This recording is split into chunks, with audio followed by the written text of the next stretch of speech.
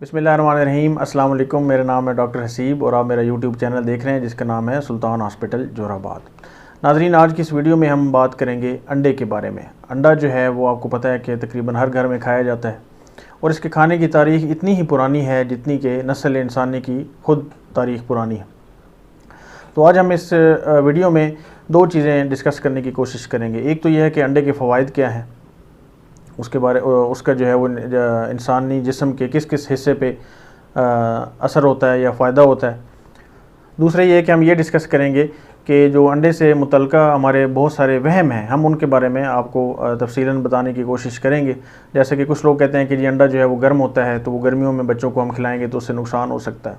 इसी तरह हम एक और वहम ये है कि अंडा अगर उबाल के खाएंगे तो वो ठंडा होगा और जो दूसरा अंडा खाएंगे तवे पे बना के या उसको फ्राई करके तो वो जो है गर्म होगा। इसी तरह हम एक और चीज़ ये है कि जी देसी अंडा जो है वो बहुत कोई ग़िज़ाइयत से भरपूर एक चीज़ है और जो फार्मी अंडा है उसमें बिल्कुल ग़िज़ाइयत ना होने के बराबर है। तो आज हम इन्हीं सारी चीज़ों के बारे में तफसील से बात करेंगे। हमारे साथ रहिएगा।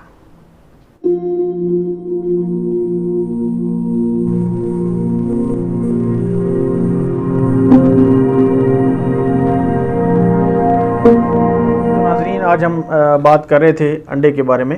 तो इसके बारे में आपको पहले तो तारुफ़ ये करवाना चाहूँगा कि एक तो ये ऐसी चीज़ है जो कि हर जगह पर आसानी से दस्तयाब है, चाहे आप शहर में हों चाहे आप गांव में हों, हर जगह पे आपको अंडों तक जो रसाई है वो होती है। तो इसका हम डिस्कस करेंगे कि इसमें जो फ़वाइद हैं वो क्या क्या हैं, वो बच्चों के लिए क्यों ज़रूरी हैं। अंडा जो है उसमें बहुत सारे न्यूट्रिएंट्स मौजूद हैं और ख़ुसूसन उसके दो चुके हिस्से होते हैं। एक वाइट हिस्सा होता है जिसको हम सफ़ेदी कहते हैं, दूसरा जो है वो हम कहते हैं जो येलो हिस्सा होता है उसको हम कहते हैं कि वो जर्दी है। तो ज़्यादा जो फ़ायदा होता है वो फ़ायदे वाली जो चीज़ है वो उसका जो येलो पार्ट है, एग योक जिसको बोलते हैं, वो उसकी जर्दी है।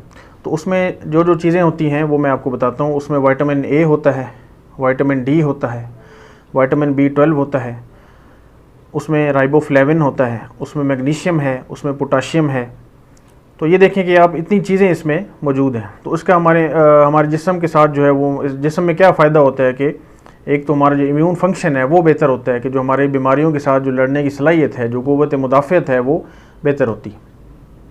दूसरी चीज़ ये है कि अंडा जो है वो हड्डियों के लिए बहुत ज़रूरी है। आपको पता है कि हमें हड्डी जो ख़ुसूसन जो बच्चे होते हैं जो क्योंकि वो ग्रोइंग एज में होते हैं, उनकी हड्डियों की जो है वो लंबाई भी बढ़नी होती है और उसकी जो है वो सेहत उनके लिए और मजबूती जो है वो बहुत ज़रूरी है। तो उसके लिए अंडा जो है वो उनकी ग़िज़ा का एक अहम हिस्सा होना चाहिए। उसके बाद जो है वो एनर्जी मेटाबॉलिज़्म, यानी अंडा जो है वो हमारे लिए एक तवानाई का एक ज़रिया है जिसकी वजह से हम अपने रोज़मर्रा के काम सर अंजाम देते हैं। तो उसमें जो है वो अंडा खाना ज़रूरी है। उसके बाद अगला सवाल ये एक हमने ये देखा कि जो नींद है उसका अंडे के साथ क्या ताल्लुक़ है। तो नाज़रीन, आपको ये जान के शायद आपके लिए नई बात होगी कि नींद जो है वो उसके लिए अंडा बहुत एक ज़बरदस्त चीज़ है।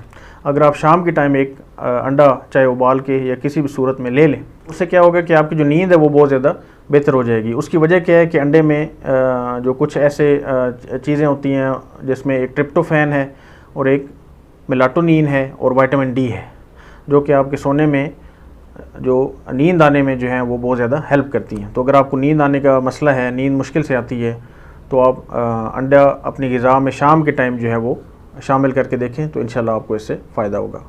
एक और जो अंडे का फ़ायदा है वो ये है कि अंडा जो है वो हमारे वज़न घटाने के लिए बहुत ज़रूरी है। जैसे कि आपको पता है, मैंने पहले बताया कि जो अंडा है वो हमारे लिए एक एनर्जी का एक ज़रिया है। तो अगर आप वज़न घटाना चाहते हैं या वो आप एक डाइट अपनी ऐसी इस्तेमाल कर रहे हैं जिसमें आप वज़न कम करने की कोशिश कर रहे हैं, तो उसमें अंडा ज़रूर इस्तेमाल करें। और उसमें लेकिन ये उसमें ज़रूरी है कि बाकी जो चीज़ें हैं जैसे चिकनाई है, जैसे मीठा है, जैसे बाकी चीज़ें, उनसे आप परहेज़ ज़रूर करें। और साथ में अगर आप अंडा अपनी जो परहेज़ वाली ग़िज़ा है उसमें शामिल करेंगे तो उससे जो है वो आपके वज़न कम करने में भी काफ़ी मदद मिल सकती है। नाज़रीन, ये तो हो गया हमारा एक पार्ट जिसमें हमने ये देखा कि अंडा जो है वो कितना फ़ायदेमंद है और उससे हमें हमारे जिस्म में क्या क्या तब्दीली आ सकती है और कितना हमें उससे हम फ़वाइद हासिल कर सकते हैं। जो दूसरा पार्ट है वो मेरी ज़ाती दिलचस्पी का है क्योंकि उसमें जो है वो हम रोज़ाना की बुनियाद पर जो OPD में पेशेंट्स आते हैं उनके साथ हम ये बात करते हैं और रोज़ाना की बुनियाद पर, चूँकि ये बहुत ज़्यादा कॉमन एक चीज़ है कि जी अंडा जो है वो गर्म होता है, तो उसमें जो है वो बच्चों को देने से नुकसानदेह हो सकता है। तो इसमें मैंने काफ़ी रिसर्च भी की, और वैसे भी ये इसमें जो है ना, ये ज़्यादा मिथ्स असल में हमारे यहाँ चूँकि आपको पता है पाई जाती हैं, कि जो सदियों से सालों से बात चली आती है, तो वो फिर उसका जो है वो बच्चों को नुकसान क्या होता है कि आप एक बहुत जो अहम चीज़ है और बहुत जो है वो ताकत वाली एक चीज़ है, वो उसकी ग़िज़ा में से जब वो ख़त्म कर देंगे तो फिर उसको ज़ाहिर बात है बच्चे को नुकसान होगा, तो बच्चा जो है वो उसकी नशो-नुमा पे असर पड़ेगा। तो ऐसी कोई बात नहीं है कि अंडा जो है वो आप अगर खाएंगे तो बच्चे को कोई गर्मी हो जाएगी या उसका मैदा जो है वो हीट अप हो जाएगा, राइट।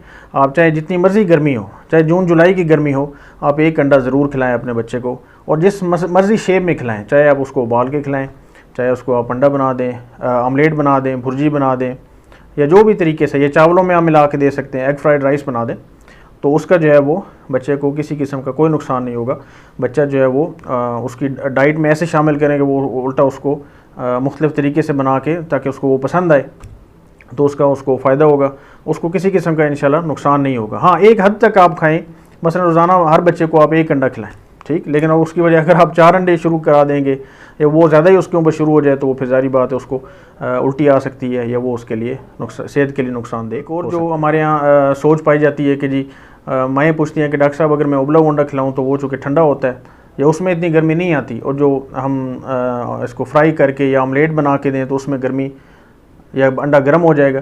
तो ऐसी कोई नहीं है, ये टोटल जो है वो उस लोगों का वहम है। आप चाहे जैसे बच्चा पसंद करता है उसको वैसे बना के दें, उबला वो पसंद खाना चाहता है वो बना दें, अगर वो खा के थक गया है या उससे बोर हो गया तो आप उसको फ्राई करके दे दें, उसे दूसरी किसी सब्ज़ी के साथ, जैसे आलू के साथ आप उसका सालन बना के उसके अंदर डाल के उसको खिला सकते हैं। तो ऐसा कुछ नहीं है कि वो अगर उबला हुआ अंडा खाएगा तो वो ठीक रहेगा और दूसरा खाएगा तो फिर उसको भी गर्मी हो जाएगी।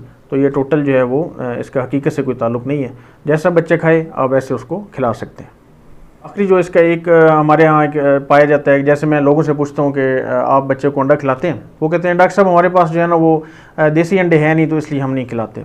तो वो ये उसके पीछे जो एक कॉन्सेप्ट ये है कि जो देसी अंडे हैं सिर्फ वही ताकत का जो है ना वो माखज़ हैं, और जो फार्मी अंडा जिसको हम बोलते हैं, जो रूटीन में हमें बाहर से मिलता है, जिसको हम बाज़ार से या फार्मी अंडा अमूमन कहते हैं, तो वो भाई उसमें कोई ताकत वाली चीज़ नहीं है या उसका फ़ायदा नहीं है। तो ऐसा कुछ नहीं है, आप बेशक चाहे देसी मिले तो वो बेहतर है, और जो दूसरा अगर ना मिले तो फिर आप दूसरा भी खिलाएं। उनमें जो उनकी ग़िज़ाइयत का जो मेयार है उसमें 19-20 का फ़र्क है, उससे ज़्यादा फ़र्क नहीं है। तो आप उनको जो भी आपको आसानी से मिल सकता है, जिस किस्म का अंडा भी, चाहे वो देसी है चाहे वो फार्मी है, तो आप वो बच्चे को खिलाएं, और उससे उम्मीद है कि आपके बच्चे को बहुत ज़्यादा ताकत और एनर्जी मिलेगी और उसकी नशो-नुमा बेहतर होगी। उम्मीद है आपको हमारी ये छोटी सी वीडियो पसंद आई होगी। इसमें हमने कोशिश की है कि जो अंडे से मुतल्लिक़ आपके जो वहम है वो दूर किए जाएँ। अगर आप फिर भी आपका कोई क्वेश्चन हो तो आप हमें कमेंट्स में लिख के बता सकते हैं, हम उसका जवाब देने की कोशिश करेंगे। अपना बहुत सारा ख्याल रखिए। अस्सलाम वालेकुम।